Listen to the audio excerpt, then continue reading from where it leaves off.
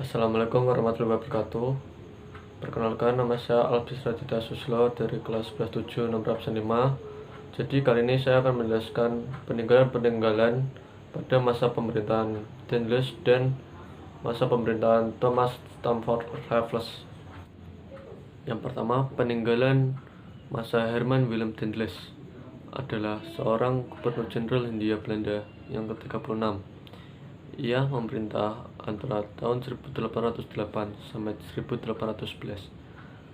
Jalan Raya Anyar sampai Panurukan adalah jalan yang panjangnya kurang lebih 1000 km yang terbentang sepanjang utara Pulau Jawa.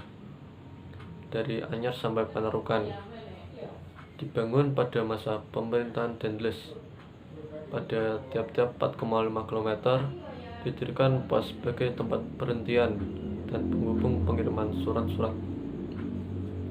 Tujuan pembangunan jalan raya pos adalah memperlancar komunikasi antar daerah yang dikuasai Dendles di sepanjang Pulau Jawa dan sebagai benteng pertahanan di pantai utara Pulau Jawa. Yang kedua, terdapat pangkalan armada laut yang berada di ujung kulon.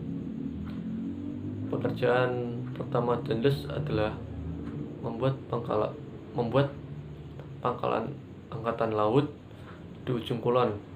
Untuk itu, Dendles memerintahkan kepada Sultan Banten untuk mengirimkan pekerja rodi sebanyak-banyaknya agar pekerjaan yang direncanakannya cepat terlaksana.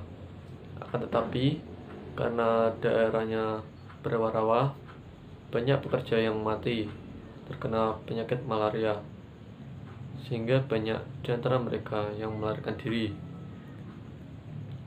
Keadaan ini membuat Dendles marah dan menuduh Mangkubumi Werkodirojo sebagai biang keladi larinya pekerja-pekerja itu.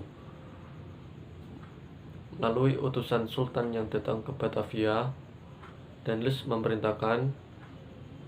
memerintahkan supaya Sultan harus mengirimkan 1000 orang rakyatnya. Setiap hari untuk dipekerjakan di ujung kulon. Yang kedua, Sultan harus segera menyerahkan Patih Mangkubumi Werkodirojo ke Batavia. Yang ketiga, Sultan supaya segera memindahkan keratonnya ke daerah Anyar karena di Surosowan akan dibangun. Yang kedua, pada masa pemerintahan Thomas Stamford Raffles adalah seorang warga negara Inggris. Ia dikatakan juga pendiri kota dan negara kota Singapura. Ia salah satu seorang Inggris yang paling dikenal sebagai yang menciptakan kerajaan terbesar di dunia, keresidenan membagi Pulau Jawa. Pulau Jawa dibagi menjadi 8 keresidenan. Sistem keresidenan ini berlangsung sampai tahun 1964.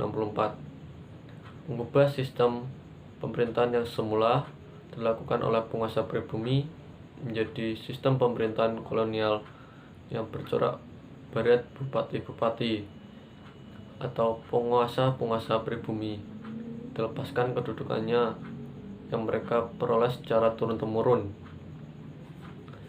Sistem juri ini ditetapkan dalam pengadilan. Yang kedua, terdapat penemuan kebun raya Bogor. Pada awal 1800-an, Gubernur Jenderal Thomas Stamford Raffles yang mendiami Istana Bogor dan memiliki minat besar dalam botani, tertarik mengembangkan halaman Istana Bogor menjadi sebuah kebun yang cantik. Dengan bantuan para ahli botani yang ikut membangun Kew Garden di London, Raffles menyulap halaman istana menjadi taman bergaya Inggris klasik. Inilah awal mula kebun raya Bogor dalam bentuknya sekarang. Pada tahun 1814, Olivia Raffles, istri dari Gubernur Jenderal Thomas Stamford Raffles, meninggal dunia karena sakit dan dimakamkan di Batavia. Sebagai pengabdian monumen untuknya didirikan di Kebun Raya Bogor yang dikenal dengan Tugu Lady Raffles. Sekian dari penjelasan saya. Mohon maaf apabila ada kesalahan kata. Wassalamualaikum warahmatullahi wabarakatuh.